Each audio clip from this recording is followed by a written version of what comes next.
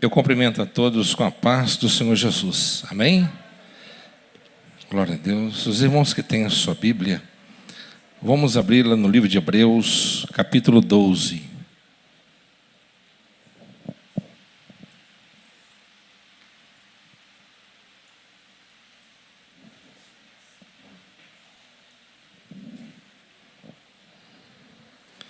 Hebreus, capítulo 12. A partir do versículo 1.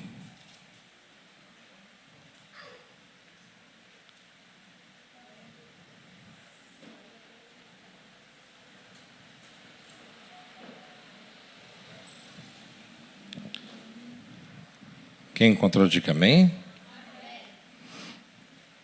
Hebreus 12, primeiro diz assim: portanto, também nós, considerando que estamos rodeados por tão grande nuvem de testemunhas, desembaracemo-nos de tudo o que nos atrapalha e do pecado que nos envolve, e corramos com perseverança a corrida que nos está proposta, olhando fixamente para o autor e consumador da fé, Jesus, o qual, por causa do júbilo que lhe fora proposto, suportou a cruz, desprezando a vergonha, e assentou-se à direita do trono de Deus. Refleti profundamente sobre aquele que suportou tamanha oposição dos pecadores contra a sua própria pessoa, para que não vos fatigueis, tampouco desanimeis. Amém? Os irmãos podem tomar o seu assento em nome de Jesus.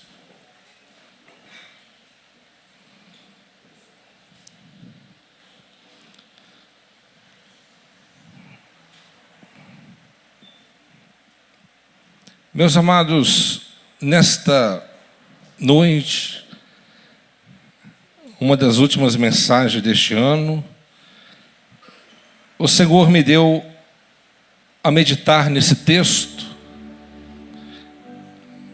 para que nós compreendamos a importância de seguirmos em frente, avançarmos e não pararmos, porque nós não sabemos o que está por vir, mas nós sabemos que o nosso Deus, Ele está por dentro de todas as coisas. E nada pode estar oculto diante dos seus olhos. Por esse motivo, aqui o autor do livro de Hebreus, ele diz aqui no versículo 1: portanto, também nós, considerando que estamos rodeados por tão grande nuvem de testemunhas. Por que que ele disse isso? Meus amados irmãos, a igreja naquela época estava passando por momentos difíceis, momentos de grandes transições, de grandes perseguições, de grandes privações. Então ali, naquela circunstância, o autor ele escreve para alguns que estavam querendo desistir, alguns que estavam querendo desanimar da carreira cristã, porque estava havendo uma perseguição, estavam sofrendo, não viam vantagens imediatas em continuar naquele caminho. Então muitos estavam pensando voltar atrás. Então ali a palavra foi uma palavra de encorajamento, orientativa, para que a igreja ela viesse se reformular emocionalmente, espiritualmente, sabendo que neste mundo nós enfrentaremos batalhas travadas. E no mesmo capítulo, no versículo 6, o autor diz assim: pois o Senhor disciplina quem ama e educa todo aquele que recebe como filho. Então ele está falando aqui que a luta, a dificuldade que você e nós enfrentamos, isso é um tratamento pedagógico. Isso é para o nosso próprio bem, mesmo que nós não compreendamos em toda a essência isso agora, mas isso para o nosso próprio bem. Porque ele disse: aquele que recebe como filho, suportai as dificuldades, aceitando-as como disciplina. Deus vos trata como filhos. E nos próximos versículos, ele vai esmiuçando mais dentro desse assunto, falando sobre o posicionamento do pai, da mãe. Se o pai e a mãe carnalmente, ele faz de tudo para poder educar, disciplinar os seus filhos, o Senhor não é diferente. Ele disse: se nós respeitamos os nossos pais terrenos, o porquê também de não respeitar o nosso pai espiritual? Amém? Então nós estamos rodeados por uma nuvem de testemunhas. E quantas testemunhas haviam naquela época dentro das igrejas, dentro do segmento a qual estava sendo desenvolvido? Imagina uma pessoa que estava iniciando na fé naquele momento, ouvindo uma pessoa que já estava no evangelho há mais tempo, caminhando mais tempo, e de repente, ao invés de ouvir da boca daquele indivíduo uma palavra de fé, de coragem, de ousadia, de intrepidez, de perseverança, houve uma palavra de desânimo. Não sei não, acho que a luta só vai piorar, eles estão matando todo mundo, eles estão caçando, estão matando nossos filhos, eles estão confiscando nossos bens, está um caos total. Eu acho que não vale a pena a gente continuar nessa empreitada. Imagine o que essa nuvem de testemunha iria pensar e qual é a atitude que eles iriam ter diante disso. Então nós temos que ter um posicionamento firme diante das intempéries e das dificuldades da vida, porque se Deus permite, Ele tem um propósito, ainda que nós não entendamos perfeitamente aqui, mas Deus, Ele tem o seu propósito. O apóstolo Paulo, ele disse: as aflições desse tempo presente não é para comparar com a glória que há de ser revelada, né? Então aqui o autor, ele fala: desembaraçando-nos de tudo o que nos atrapalha e do pecado que nos envolve. Então aqui são duas coisas: desembaraçando de tudo que está atrapalhando. Atrapalhando em quê?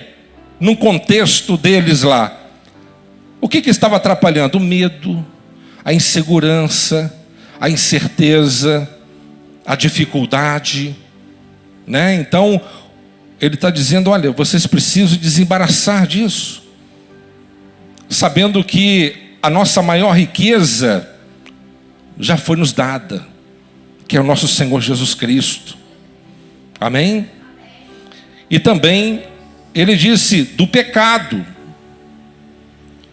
Ele disse aqui do pecado. E do pecado que nos envolve.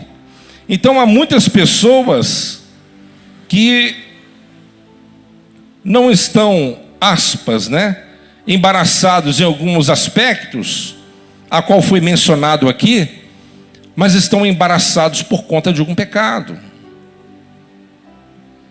E nós precisamos de desvencilharmos de todas as amarras espirituais para que nós possamos caminhar de uma forma íntegra, justa e agradável aos olhos de Deus. Por quê? o padrão que Deus determinou e estabeleceu para a igreja do Senhor é um padrão de santidade. Então, nós não podemos nos igualar ao sistema corrupto deste mundo. Nós temos que buscar sempre a graça de Deus, para que nada possa nos impedir. E há muitas pessoas que não conseguem avançar nas suas vidas, apesar de estar na igreja há muitos anos, apesar de ter sido batizado há muitos anos. Mas a vida de algumas dessas pessoas, eles não avançam, eles não crescem. Por quê? Porque não estão dispostos a obedecer o que o Senhor Jesus ele disse: aquele que quiser vir após mim, negue a si mesmo, tome a sua cruz e siga-me. Então a maioria das pessoas querem até, entre aspas, servir a Deus, ser participante das promessas, mas não querem pagar o preço do discipulado, não querem pagar o preço de estar vivendo uma vida totalmente voltada para a palavra de Deus. E aí essas pessoas acabam tornando-se, ao invés uma testemunha da parte do Senhor, eles se tornam uma pedra de tropeço. Amém, pessoal? Então nós devemos entender que o Deus Todo-Poderoso, Ele nos afirma que nós precisamos de nos tornarmos verdadeiros mártires, né? A palavra grega para mártires, marturos, que também traduzido significa testemunha. Então nós precisamos de entender que nós fomos chamados para sermos testemunhas do Senhor Jesus.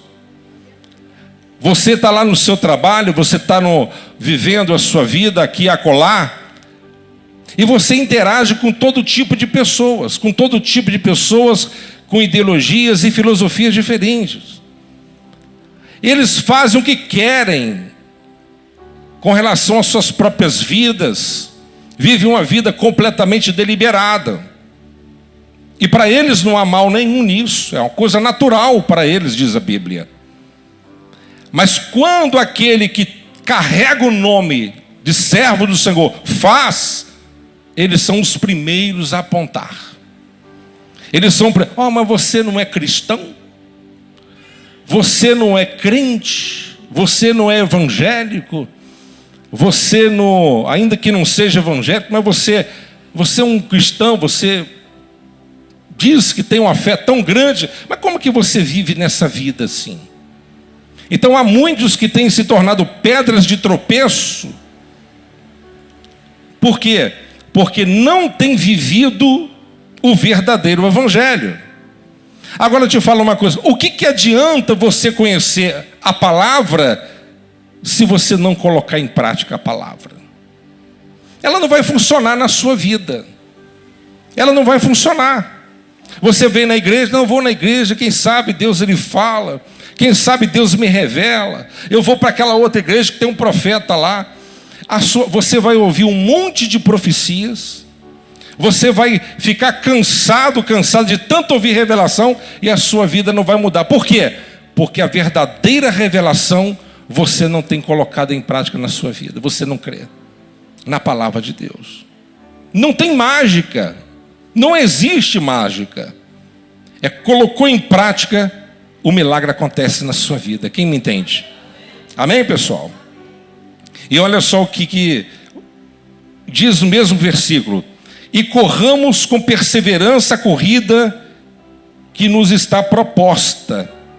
Então aqui, o autor do livro dos Hebreus, ele compara a vida cristã com uma corrida olímpica, típica o que acontecia na antiga Grécia, que os corredores, nos tempos determinados dos campeonatos, corriam em torno de 42 quilômetros de maratona até no centro, onde que tinha sido determinado para poder assim constatá-lo como verdadeiro vencedor. que era em Atenas. Mas o Senhor está dizendo, nós como cristãos, nós temos que sermos maratonistas espirituais.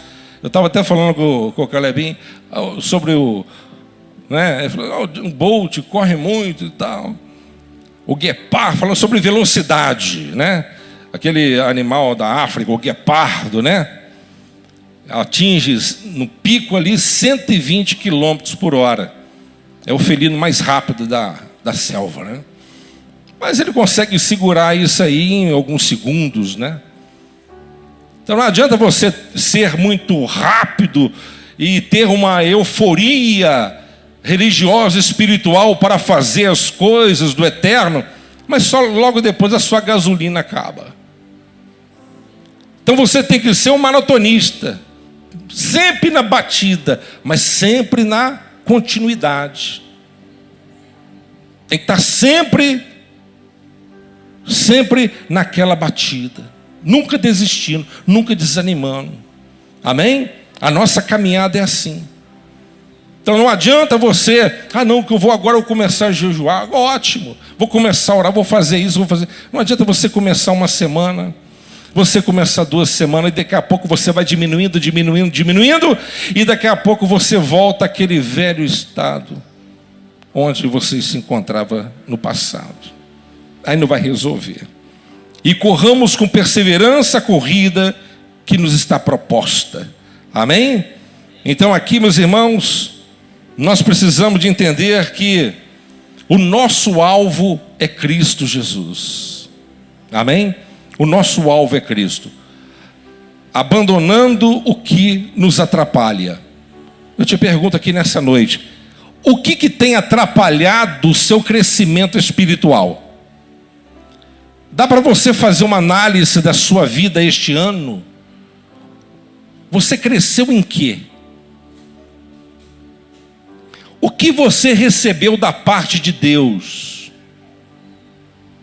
Virou o ano, todo mundo, vou fazer um propósito, vou fazer isso e aquilo.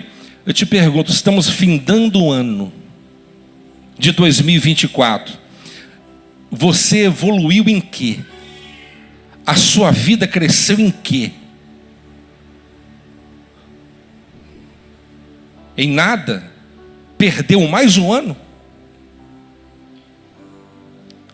Ganhou dinheiro? Mas e a sua comunhão com o Senhor? Como é que está? Recebeu mais um dom espiritual?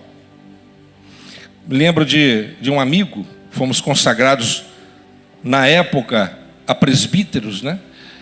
E nós trabalhávamos muito no campo. E ele pegou e falou para mim assim: Marcelo, eu queria que você me ajudasse em oração, porque eu estou pedindo ao Senhor mais um dom espiritual. E eu estou pedindo que Ele venha me usar mais nesse dom assim. Você acha difícil? Eu falei com ele assim, não vejo problema nenhum nisso. Dificuldade nenhuma em buscar e receber.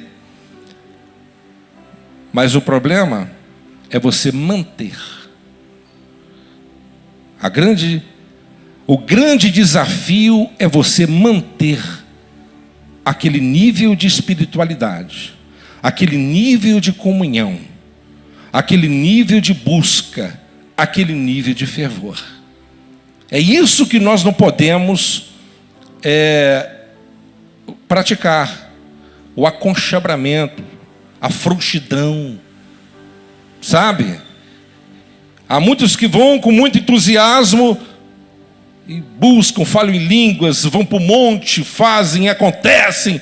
Daqui a pouco estão terminados aí, termina e param no meio da jornada, desistindo de tudo e perderam tudo que tem. Então nós precisamos de saber o que te atrapalhou este ano para que a sua vida crescesse mais espiritualmente.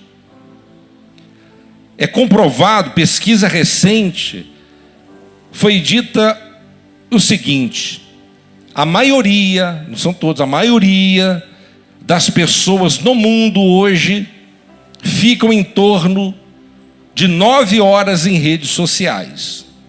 Alguns trabalham e tudo mais, a gente entende. Mas acredito que boa parte, a maioria, não fica tão... Não é esse trabalho assim. Há pecado nisso? Não. Eu pergunto o seguinte: nós temos dedicado, o que está te atrapalhando? O que está te atrapalhando? O que está atrapalhando a sua comunhão com Deus? O inimigo, quando ver que você está com desejo de aumentar o seu nível de espiritualidade, ele vai se opor a você. Porque ele não quer que você esteja no nível de grande elevação espiritual. Por quê? Você se torna um risco para a obra dele. Você imagina um homem cheio do Espírito Santo, é um problema para ele. Por quê? Um homem cheio do Espírito Santo, uma mulher cheia do Espírito Santo, ele é dirigido, é como o vento, como Jesus disse para Nicodemos. Ele não sabe nem para onde que vai, nem para onde que vem. O Espírito Santo coordena, ele vai, entra na casa do valente e arranca a alma de lá. Deus te dá autoridade para expulsar demônio, para curar, para fazer milagres, maravilhas, para você fazer a vontade do Senhor. Então, ou seja, você, cheio do Espírito Santo, você se torna um desmartelador, aquele que vem a desmartelar as obras do inferno. Vocês estão me entendendo? Você se torna um problema para o inferno. Então, o que o inimigo faz? Ele vai criar problema, ele vai criar coisas para poder distrair. A distração, inclusive, é uma das técnicas de batalha no livro da Arte da Guerra, um livro chinês. A distração. Então, o inimigo, ele causa distração. Tem muita gente distraída com séries, mas não tem tempo para ler a Bíblia. Filmes. Eu não posso assistir filme? Pode. Mas você está dedicando ao Senhor? Ótimo. Tá tendo um tempo só para isso? É um problema. A pessoa começa a ver uma série. Quanto tempo você tem? Hoje em dia nós estamos vivendo numa cultura onde o corpo, ele se tornou algo a ser idolatrado. É ou não é? Principalmente os vídeos que mais bombam em redes sociais são os vídeos que estimulam os médicos, aqueles que trabalham na área nutricional, e etc. Então, orientam, muito bons vídeos de muitas orientações, como colocar o seu corpo em alta performance, uma boa alimentação. Então, hoje há uma grande idolatria com relação ao corpo. Há uma grande veneração com relação ao corpo, é ou não é? Mas a Bíblia diz assim que o exercício físico, ele tem muito pouco valor. Você já leu isso na Bíblia? Está escrito. Tem muito pouco valor. Tem valor, mas pouco. Você pode ficar com o seu corpo legal, esbelto, mas não idolatrá-lo, como muitos estão entrando por esse caminho. Você pode ficar com o seu corpo muito bacana, mas a minha pergunta é o seguinte: o seu corpo esteticamente está legal, tá bom, você está cumprindo o que a Bíblia também diz, Nós temos que zelar pelo templo do Espírito Santo. Agora eu te pergunto, como que está o seu homem espiritual? Como que está? Você está forte? Tem gente que por fora está muito bem, mas espiritualmente está anêmico, anorexo, apático, doente, fraco. Se o diabo dá um sopro, ele cai. Por quê? Porque não tem abastecido devidamente como deveria na presença do Deus Todo-Poderoso. E eu volto à pergunta: o que tem nos atrapalhado a evoluir, a crescer? Por que tão poucas pessoas hoje são batizadas com o Espírito Santo? Você já parou para pensar nisso? Por quê? Porque Deus não quer? O que você pensa? Por que tão poucas pessoas são batizadas no Espírito Santo? Porque Deus acha que não é o momento? Ou porque o povo está muito desinteressado? Para você ser batizado no Espírito Santo, você tem que se munir espiritualmente. O Espírito Santo, ele não vai sobre a vida de alguém que não tenha desejo por ele. Jamais acontecerá isso. A Bíblia diz que Pedro, ele foi orientado a ir à casa de Cornélio, aquele centurião. Mas observamos no contexto geral, para sintetizarmos a história, Cornélio, ele era já um homem piedoso, um homem que temia Deus, um homem que ofertava a casa de Deus com generosidade, a ponto de chamar a atenção de Deus. E a Bíblia diz que Deus mandou um anjo para falar com ele por causa das ofertas que ele dava. Está escrito lá.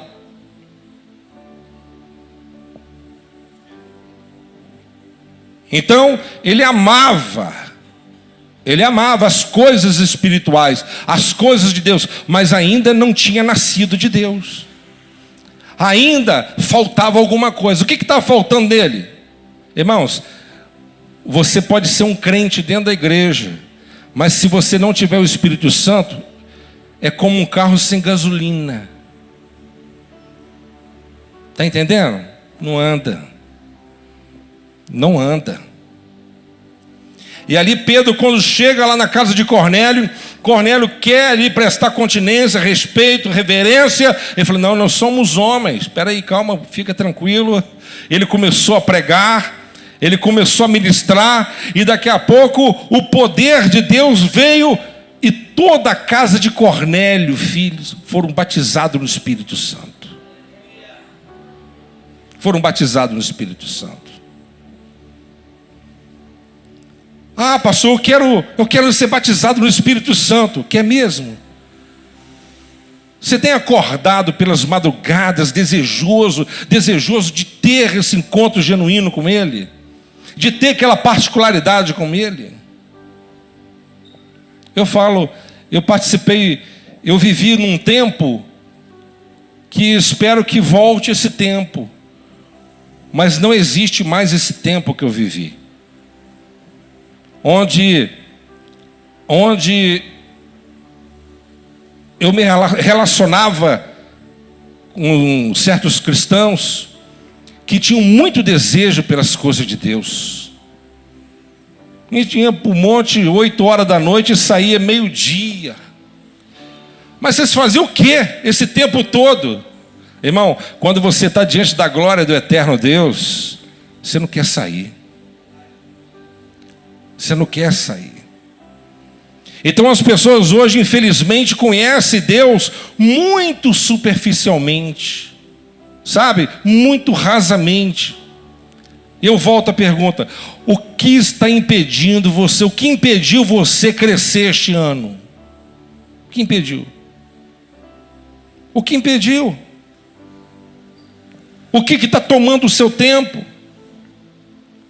O que está impedindo você crescer diante do Todo-Poderoso? Irmãos, você sabe muito bem, para você prosperar financeiramente, você tem que conhecer um pouco de economia, administração. Salomão orienta: aquele que junta pouco a pouco se enriquece. Para você ter alguma coisa, além daquilo, realizar um sonho, você tem que se abster de outras às vezes. Vocês estão me entendendo? Sim ou não? Eu vou falar com mais clareza. O indivíduo, ele tem um carrinho, ele quer pegar um carro novo. Tá certo? Ele tem um carrinho humilde e quer pegar um carro novo. Então, para ele pegar um carro novo, ele tem que inteirar mais do que a metade daquele que ele tem. Então, é uma longa jornada. O que ele tem que fazer? Ajuntar, sim ou não? Então o que ele vai fazer? Ele vai deixar de frequentar com muita frequência as pizzarias da vida, vai diminuir os cachorro-quente e refrigerante que toma lá durante a semana. Ele vai diminuir a quantidade de tênis que compra por mês, as suas roupas, vai diminuir. Por quê? Ele está sacrificando do lado, porque ele está querendo, ele está querendo aquele propósito ali. Entendeu ou não? E ele vai, e ninguém entende. Poxa, você não está querendo saber mais de nada, você não está querendo sair mais. É porque ele está com propósito ali, está juntando, está economizando, porque ele quer aquele negócio de qualquer jeito. E de repente vai juntando. De repente demora 1 ano, 2 anos, não importa. De repente compra. Aí o pessoal, como que você conseguiu? Todo mundo acha que é um milagre. Mas houve o quê? Sacrifício. Ele teve que abrir mão para poder se abster de umas coisas, para poder obter outras depois. Sim ou não? Entendeu ou não? Quantas vezes eu, como um rapazinho novo, tinha 17 anos de idade, meus colegas, saía tudo para zoada, para discoteca, e chamava, ô Marcelo, vamos lá, vamos embora. Eu falei assim, hoje não posso não. Eu saía do serviço, ia para casa, pegava um carrinho para poder fazer um retoque, pintava uma geladeira, pintava ali um armário, para ganhar um troquinho no outro dia, e juntando. Lá no bar, lá onde que eu trabalhava, havia 20 funcionários, eu era o único que não entrava no bar, nem para tomar uma Coca-Cola. Pessoal, Marcelo é miserável. Pão duro para chuchu. Ou um pão duro. Eu falei assim, não. Porque na minha cabeça, desde novo, eu pensava assim. Eu acredito que eu não estou errado. Porque a Bíblia diz assim, Salomão disse, há tempo para tudo na vida. Há tempo para você juntar, há tempo para você gastar, até para nascer, até para morrer, assim por diante. E ali, quando eles ficaram sabendo, eu com 19 anos tinha montado meu próprio negócio, quase infartaram. Como que pode? Como é que pode? Está com carro. Por quê? Eu tive que abrir mão de umas coisas para poder obter outras. Você está com a sua casa linda lá, né, minha irmã? Você quer a sua casa linda, com aquele porcelanato italiano, você quer aquela casa do jeito dos seus sonhos, maravilha! Então você, no final do ano, às vezes, você tem que abrir mão do resort, para ficar 2 dias em Cabo Frio. Amém, pessoal? E alguns nem Cabo Frio dá, tem que ir para Piúma. E uns nem para Piúma dava, tem que ir na beira do rio, lá na roça do conhecido, para tomar um banho de cachoeira. Mas você está com propósito. Agora vamos para o lado espiritual. Para você enriquecer com as coisas do eterno Deus, o que você tem que fazer? Às vezes você tem até convites, mas você tem que jejuar. Amém? Às vezes ninguém te convida, nunca te convida, e logo naquele dia que você está com aquele propósito de jejuar, o fulano e fulano, vamos lá, pode deixar comigo, hoje é comigo. Nunca acontece, mas naquele dia acontece. Amém? Então você tem que deixar de fazer umas coisas para poder se enriquecer de outras coisas. Compreenderam, sim ou não? Devemos nos desembaraçar de todo o peso. E aqui diz assim, eu já disse aqui o que eu inicialmente, versículo 2, olhando fixamente para o autor e consumador da fé. Amém? Irmãos, é uma coisa que parece que é óbvia, mas a quantidade de pessoas que param na caminhada por causa disso não é poucas pessoas. Amém? Se você entender isso, se você fixar sua fé em Cristo, a Bíblia diz no livro de Isaías, olhai para mim e sede salvos, ó vós moradores da terra. Olha lá, olhando fixamente para o autor e consumador da fé, Jesus, o qual por causa do júbilo que lhe fora proposto, suportou a cruz, desprezando a vergonha, e assentou-se à direita do trono de Deus. Então, o que o autor está querendo dizer? Não é para você olhar para o pastor. Não é porque, irmãos, pode ser quem for. O camarada pode fazer o fogo do céu descer, mas é pecador. Ele erra. Ele falha. Vocês estão me entendendo? Amém, pessoal? Não tem gente bom, não. Mas o Papa, né, pastor? O Papa é o Papa, né? Não, filho. É gente. É homem, come feijão, macarronada, italiano, né? Ele é argentino, mas deve comer uma macarronada de vez em quando. É gente. É gente, não estou desprezando ninguém, não. Não é isso, pastor. Pode ser quem for, qual religioso que for. É gente. Você tem que olhar para quem? Para Jesus. Amém? Olhar para Jesus. Você não tem que olhar para o pastor, você não tem que olhar para irmão, você não tem que olhar para fulano, você não tem que olhar para a religião. Jesus não fundou religião. Jesus não fundou placa de igreja. Nenhuma. Ele disse: a minha casa será chamada casa de oração. Aonde tiver um povo reunido, ali igreja dele. Amém? Mas nós, desde a igreja primitiva, sempre se reuniam assim. Fazemos parte do corpo. Assim como no Velho Testamento também. Enfim, precisamos de olhar somente para Jesus. E não são poucas as pessoas que acabam depositando muita fé, sabe? E passam a idolatrar os líderes. E a maioria dos líderes espirituais, eles gostam de manter o povo debaixo do quê? De uma submissão, né? Eles se sentem pequenos deuses. E não são deuses, não. É gente. É gente como a gente. Amém? Quem morreu na cruz por você, pode pegar a mão de qualquer pastor na face do planeta, de qualquer religioso, ninguém tem a marca da cruz. É Jesus. O próprio Senhor Jesus, ele disse: olhai para mim, porque sem mim nada você pode fazer. É lindo, né? Sem Ele você não pode fazer absolutamente nada. Então, nesse versículo aqui, eu finalizo a mensagem de hoje, dizendo para vocês o seguinte: o tema da mensagem: vamos em frente. Pastor, tem uma crise mundial sem precedentes. A China querendo tomar Taiwan, a guerra da Ucrânia, forçação para poder enfraquecer Estados Unidos, Guiana pode ser tomada. O próprio Estados Unidos querendo tomar Panamá, juntar ali Canadá, e todo mundo querendo Israel. Um problema generalizado, amém, pessoal? Problema generalizado.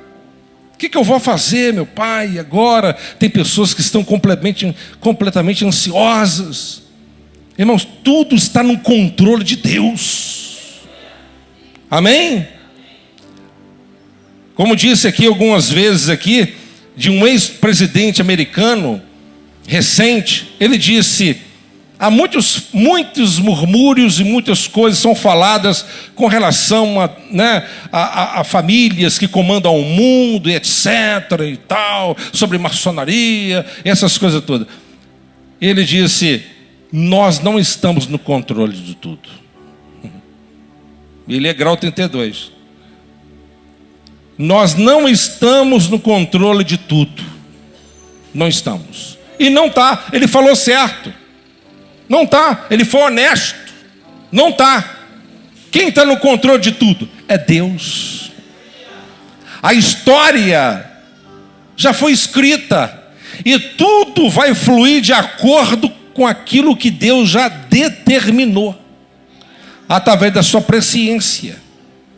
Tudo já está concluído. O livro já está escrito, irmãos. Vocês estão me entendendo? Sim ou não? Amém? Antes de você nascer, Deus já te conhecia.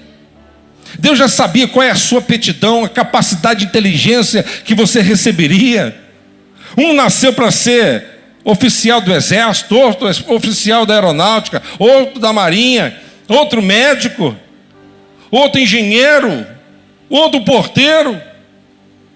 Mas todos receberam de acordo com a sua capacidade, como os talentos, para poder granjeá-los. Mas tudo provém de quê? De um Criador, de um Senhor. Então não importa quantos talentos as quais você recebeu, mas granjeie, trabalhe, faça, não pare, avance, conquiste, lute, não desista, não desanime. Amém? Então vamos em frente. Essa é a palavra que o Senhor tem para nós aqui nessa noite. O que está querendo fazer você desanimar? Vamos em frente. Levanta a sua cabeça e vamos. Pastor, eu estou fazendo tudo para a obra. Tem gente falando mal de mim, pastor. Tem gente criticando. Você está achando que vai falar bem? Você está querendo achar que você vai entrar, vai ter bandeirada para você, todo mundo, aleluia, chegou o fulano, hein? Você está achando que vai acontecer isso? Prepara para as tomatadas, prepare para a perseguição, prepare. E quando não tem nenhuma luta aparentemente instalada, o inimigo dá um jeito de instalar rapidinho. Amém? Quando Davi chegou na cidade, aí o povo começou a cantar: Saul matou 10.000, mas Davi matou milhares. Essa música caiu no ouvido dele e ficou envenenado. Falou: eu tenho que matar Davi, eu tenho que dar um jeito de acabar com a vida dele. Amém? Então, meu irmão, saiba que o nosso Deus, Ele está contigo. Amém? Dê resultado para a obra de Deus, não pare não. Avance, conquiste, trabalhe, porque como já disse aqui, o meu patrão, ele está sentado no trono. Glória a Deus. O meu patrão não é vocês não, viu? O meu patrão está sentado lá no trono, aleluia, comandando todas as coisas. Você pode me maltratar, você pode me caluniar, você pode até me colocar para fora desse lugar. Eu vou continuar servindo o Senhor Jesus lá do outro lado e vou para outro lugar e Deus vai me honrar. Meu patrão é Deus, irmão. Estava falando com o professor Antônio hoje sobre a vida de Jonathan Edwards, um dos maiores avivalistas, um dos maiores puritanos da história. Um homem culto, conhecido nos Estados Unidos da América como um grande filósofo, mas foi, acima de tudo, um grande teólogo. E ele assumiu a igreja do seu avô, que pastoreou durante 50 anos. Chegou na igreja, começou a pastorear, e Jonathan Edwards é um cara escriturístico, um cara inteligentíssimo e um cara seríssimo. O povo, na mesma hora, rejeitou a sua doutrina, os seus ensinamentos, e convidou embora, mandou ele embora da igreja. Já ouviu falar nisso? Um dos maiores puritanos foi convidado pela igreja para ir embora. Quero te convidar a ir embora, você não é bem-vindo aqui.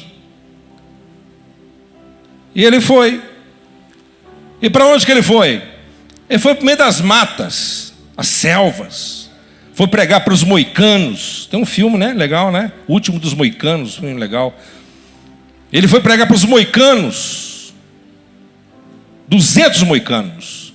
E até hoje as suas técnicas evangelísticas são aplicadas até hoje em faculdades de teologia.